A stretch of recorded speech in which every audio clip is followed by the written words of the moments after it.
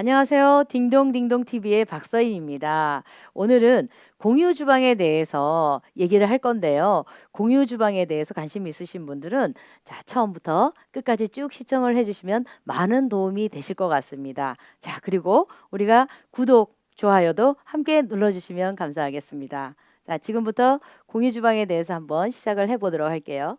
자, 소자본 창업으로 가능한 것이 바로 공유 주방이기도 하지만 최근에 대세를 이루고 있는 것도 바로 공유 주방입니다. 그러면 지금부터 공유 주방 한번 시작해 볼게요. 스타트. 공유 주방이란 무엇인가를 한번 알아보도록 해야 되겠죠? 왜냐하면은 공유 주방에 대한 세세한 얘기들이 아직 안 돼 있었기 때문에 저희가 한번 짚고 넘어가도록 하겠습니다. 자, 공유 주방이라는 게 대형 주방에 공유 시설로 만들어진 곳에다가 이게 자기가 원하는 시간대만큼을 임대하여서 사용하는 것이 바로 공유 주방이라고 보시면 되겠습니다. 자, 형태로는 이게 딜리버리형이 있고 그리고 제조형이 또 있습니다. 자, 이렇게 나눠지는 것이 바로 공유 주방인데요. 자, 어떤 형태로 이루어지는지 다시 한번 더 설명을 드리자면, 자, 그림을 보시면 아시겠지만 여기에 식탁을 놓은 공간이 있고, 그리고 또 한 곳에서 보시면 아시겠지만 이곳은 전체로 뻥 뚫려 있는 주방이 있습니다. 이것들을 우리가 오픈형 주방이라고 하기도 하지만 바로 제조형 공장형 제조형이라고 그러죠. 제조형 주방 형태라고 보시면 되겠습니다. 그래서 이곳 같은 경우는 시간대를 우리가 예약을 하여서 이곳에서 음식을 해서 바로 식탁에 앉아서 모임을 주최할 때 이곳에서 많이 하기도 하고요. 그리고 연구를 하게 될 때도 이곳에서 음식을 만들어서 같이 회의를 하는 그런 곳으로 많이 이용되는 것이 바로 우리가 이 공유 주방 형태라고 보시면 되겠습니다. 자, 그리고 두 번째로 한번 볼게요. 두 번째 같은 경우는 우리가 딜리버리 형태의 공유 주방을 보시면 되겠는데 이곳 같은 경우는 약 5평의 공간을 지금 여기 사진에 보시는 것처럼 5칸의 공간에 각자의 독립 주방을 가지고 각자의 사업자를 내서 이곳에서 음식을 만들어서 배달을 하는 형태를 바로 공유 주방의 딜리버리형이라고 보시면 되겠습니다. 이곳 같은 경우는 홀이 없어서 일단 그 내부에서 먹을 수 있는 것은 아니고 전부 100% 배달 형태로 나간다고 생각하시면 되겠습니다. 자, 그리고 자, 세 번째 형태는 이것들은 많이 보셨을 거예요. 이거 같은 경우는 지금 뭐 백화점도 그렇고 우리가 병원에 가도 그렇고 그리고 일반 우리가 그 어디죠? 할인 매장 같은 데 가도 이렇게 식당 같은 게 오픈형으로 되어 있는 홀이 있는 푸드코트 형식으로 갖추고 있는 것을 이것도 같은 우리 공유 주방에 속하게 됩니다. 그래서 세 가지의 형태로 거의 지금 현재의 상태에서 나눠져 있어요. 그래서 어떠한 것이 좋다, 어떠한 것이 나쁘다라는 것은 없고요. 이곳 같은 경우는 각자의 어떤 그 지역이나 위치에 따라서 이게 어떻게 구성이 되느냐는 그 입지 여건에 따라 좀 다르다고 생각하시면 되겠습니다. 자, 그리고 최근 이제 배달 형태의 어떤 그 뭐 딜리버리 형태의 어떤 그 사업들이 굉장히 많이들 어, 잘 되고 있는 것들을 보시게 될 거예요. 왜냐하면 지금 이제 우리가 배달 민족이라든지 아니면 뭐 요기요라든지 이런 곳에서 배달을 전문으로 해서 이렇게 음식들을 배달하는 것들을 지금 많이 보게 되는데요. 이곳 같은 경우에 2019년 대비 2020년도에 약 오더만이 약 뭐 한 270% 정도가 오를 정도로 굉장히 사업에 속도를 내고 있다고 보시면 되겠습니다. 왜냐하면 지금 뭐 최근 들어서 물론 이제 그 어떤 형태가 1, 2인 가구들이 많이 늘어나다 보니까 그런 것도 있었지만 사실은 코로나의 영향이 굉장히 컸다고 보셔도 될 것 같아요. 왜냐하면 최근 들어서 이제 코로나가 많이 이제 종식이 되지 않고 계속 이렇게 이어지다 보니까 모든 사람들이 거의 뭐 밖으로 나와서 생활하기보다는 집에서 생활을 많이 하다 보니까 시켜 먹는 경우가 많이 생기죠. 그러다 보니까 더더욱 배달의 수요들이 굉장히 늘어나고 있다고 보시면 되겠습니다. 자, 그리고 이거는 이제 그 코로나와의 어떤 관계와는 상관이 없는 얘기이긴 하지만 수도권의 인구의 집중률이 굉장히 높아졌죠. 왜냐하면 최근 인제 올해 들어서 굉장히 많이 인구 집중률이 보였는데요.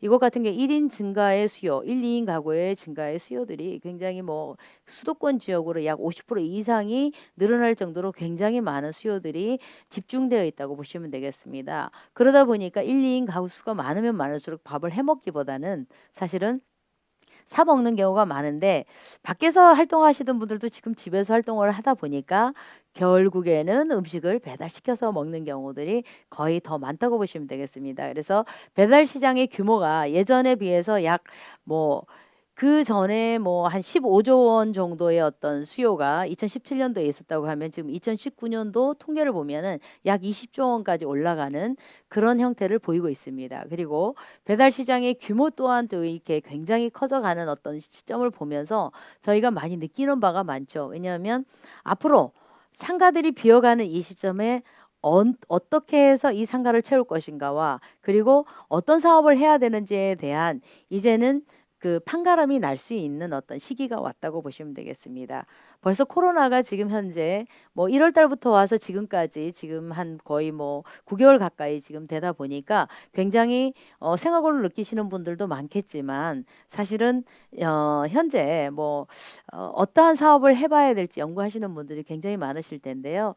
어쨌든 이런 사업들이 '이런 사업도 있구나.'라는 거를 알고 가시면 좋을 것 같다는 생각입니다. 자, 그리고 저희가 이제 공유 주방에 대해서 이제 설명을 좀 더 드리자면은 공유 주방 같은 경우는 사업비 자체가 굉장히 적게 들기도 합니다. 왜냐하면 창업 비용이 왜 적게 드냐면 사실은 뭐 시스템 개발 업체에서 뭐 마케팅이라든지 아니면은 뭐 상권 분석 그리고 뭐 인테리어라든지 이런 것들을 다 준비를 미리 제공을 해 주고 있기 때문에 사실은 들어가는데 보증금과 월세에 그리고 이제 시스템을 이용하는 비용 정도만 되면 어쨌든 이곳에서 장사를 할 수 있고 사업을 계속 영위할 수 있는 곳이라고 보시면 되겠는데요. 그러다 보니까 사실은 폐업률도 많이 줄어든다고 보시면 되겠습니다. 그리고 우리가 창업을 하는 데 있어서 지금 현재 굉장히 관심을 보이는 것도 바로 이제 공유 주방이라고 보시면 되는데요. 이 공유 주방 자체가 지금 창업을 하는 데 있어서 약 20% 수준밖에 안 되기 때문에 젊은 층의 인구들이 굉장히 많이 이제는 하기도 하지만 실제 이제 원래 오프라인 매장을 했던 곳들도 지금 현재는 이 공유 주방 형태에 들어와서 장사를 하시려고 하는 분들도 많고 사실 최근 들어서 이제 아웃백이라든지 이런 대형 식당들 같은 경우도 지금 현재는 공유 주방 형태에 들어와서 딜리버리 형태로 지금은 많이 바뀌어가고 있다고 보시면 되겠습니다. 자, 그러면 우리가 디테일하게 또 알아볼 게 입점에 대해서도 사실은 알아봐야 돼. 입점하는데 얼마나 들어갈까 과연? 이것도 좀 알아봐야 될 것 같은데요. 온라인과 오프라인의 차이가 어느 정도의 어떤 수준으로 금액 차이가 나는지 한번 알아보도록 하겠습니다. 자, 입점 비용에 대한 부분이죠. 자, 여기서 보시면은 왼쪽에는 공유 주방에 대한 창업 비용이고 오른쪽 같은 경우는 일반 창업에 대한 부분이에요. 자, 보시면 사실은 뭐 일반 창업 부분 같은 경우는 저희가 정말 최소의 비용을 넣어서 이걸 만들어진 것이고 지금 공유 주방은 대부분이 이 정도의 형태에 이루어진다라는 것을 저희가 보여드리는 건데요. 일반 창업 같은 경우는 지금 권리금이나 이런 것들은 다 빠져 있는 상태입니다. 자, 시설 집기 같은 경우가 약 1,300만 원 정도가 만약에 들어간다고 했을 때 보증금이 2천만 원. 그리고 인테리어 비용 같은 경우는 꽤 많이 들어가죠. 약 3,500만 원 정도가 들어가게 되고 그리고 인제 권리금이 들어가 있네요. 권리금 같은 경우가 약 3천만 원을 드린다고 했을 때 약 창업 비용이 약 9,800만 원 정도가 들어가죠. 근데 공유주방 같은 경우는 자 보시면 아시겠지만 시설 집기는 임차를 하는 임대인 쪽에서 다 제공을 하고요. 그리고 인테리어 비용도 마찬가지입니다. 이 시설을 한 업체에서 다 제공을 하게 됩니다.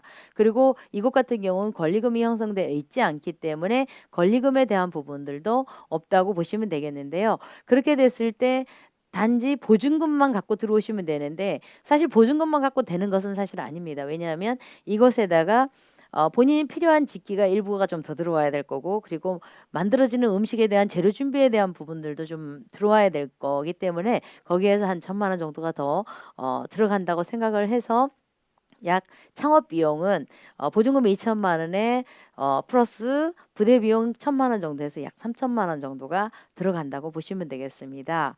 그러다 보니까 사실은 창업을 하는 사람도 많고 창업을 했다가 엎어버리는 경우도 굉장히 많이 있는 곳이 이곳인데요. 근데 쉽게 이렇게 사업 패턴을 좀 바꿀 수 있는 곳이 바로 이 공유주방의 형태에서 많이 일어난다고 보시면 되겠습니다. 자, 여기까지 이제 우리 그 공유주방에 대해서 디테일하게 좀 알아봤는데요. 자, 우리가 공유주방을 보면서 느낀 점이 좀 있을 것 같아요. 왜냐하면 이런 형태의 어떤 주방들이 사실은 있지 않았어요. 예전에는. 근데 어느 시점에 이 공유주방이라는 게 생기게 되었는데요. 그런 이유 중에 하나는 사실은 이제 어떻게 보면은 뭐 우리가 오프라인 매장에서 보면 뭐 그 굉장히 뭐 권리금이나 이런 것들이 비싸다 보니까 이제 그 배달 음식점을 위주로 해서 하는 것들이 천천히 생겨나는 과정에 지금 현재 코로나가 터지면서 더욱더 이게 발전을 하게 됐다고 보시면 되겠습니다. 자, 우리가 그러면 예전에도 이런 상황들이 사실은 있었어요.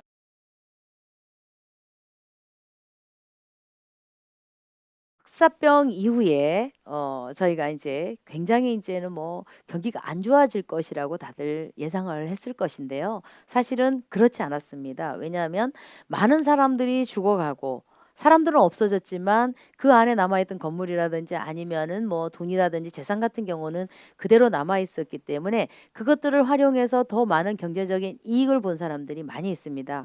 그러다 보니까 더 번창을 하게 되는 것이 바로 이제 흑사병 이후에 경제 상황이 되었습니다.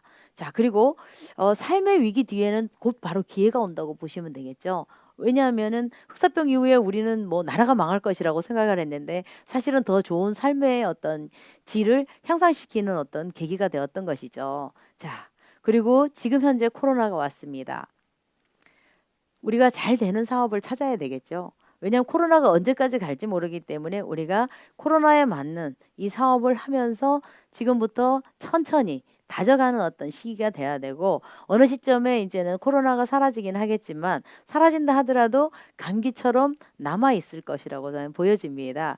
그러다 보니 그냥 감기다 생각하고 코로나가 있다 하더라도 우리가 코로나에 맞는 사업을 한다고 하면 앞으로 더욱더 우리가 그 코로나가 끝난 이후에는 더 번창할 수 있는 어떤 길이 되지 않을까 싶습니다. 그래서 저희가 이제 지금 현재 우리가 가장 이제 트렌드에 맞게 간다고 하면은 공유 경제에 맞는 어떤 사업들을 해야 되는데요. 이것들이 바로 우리 공유 주방이라든지 아니면 공유 오피스 같은 경우가 바로 이런 사업이 되지 않을까 싶습니다.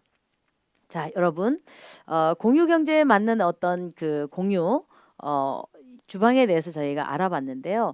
사실 이 공유 주방에 대해서 저희가 알아보는 동안에 어, 생소한 부분들이 많이 있어서 많이들 굉장히 뭐, 아, 이게 뭐지? 어떻게 하는 거지라는 생각들을 많이 하고 있으실 텐데요. 그리고 저희가 이제는 인터넷이나 이렇게 뭐 많이 찾아봤습니다. 인터넷도 그렇고 유튜브를 통해서도 저희가 이제 이렇게 좀 알아보려고 했지만 사실은 그 지금 현재 체인점을 갖고 있는 곳들 외에는 많은 어떤 그 사례들이 나와 있지를 않더라고요. 그러다 보니까 사실은 이것들이 저희가 이제는 뭐 이게 디테일하게 뭐 이렇게 다 분석을 한다고 했지만 사실은 이 안에도 저희가 이제 부족한 부분들은 있겠지만 저희가 남대문을 하나하나 이렇게 공사를 해가고 그리고 임대를 입점을 시키면서 천천히 하나씩 또 배워가는 시간이 앞으로 될 것 같습니다. 여러분, 오늘 어떻게 제 설명 어떠셨나요? 자, 공유 주방에 대해서 설명을 드린다고 했는데 사실은 저희도 겪어보지 않은 일이에요. 그래서 저희 같은 경우도 이제 인터넷을 뒤져보고 그리고 또 뭐 이렇게 유튜브를 많이 보면서 저희가 많은 것들을 이렇게 공부를 하긴 했지만 사실은 이것들이 제대로 나와 있는 것들이 그리고 제대로 된 경험들을 이렇게 얘기한 것들이 그렇게 많지 않아서 저희도 이게 경험해 보지 않은 일들에 대해서는 사실은 뭐라고 말씀드리기가 사실은 그렇잖아요. 그래서 저희도 이제부터 남대문 공유 주방을 시작을 할 건데 이곳에서부터 인테리어를 시작을 하게 되면 그때부터 임대가 들어오는 그 시점까지 저희가 한번 지켜보고 그리고 또 입점을 하는 과정이나 어떠한 과정에서 좀 저희가 뭐 설명해 드릴 게 있으면 앞으로 더욱더 이제 시간이 가면 갈수록에 저희가 더 많은 것들을 정보를 제공해 드리도록 하겠습니다. 자, 여러분 유익한 시간이 되셨다고 하면 좋아요, 구독 눌러주세요. 감사합니다.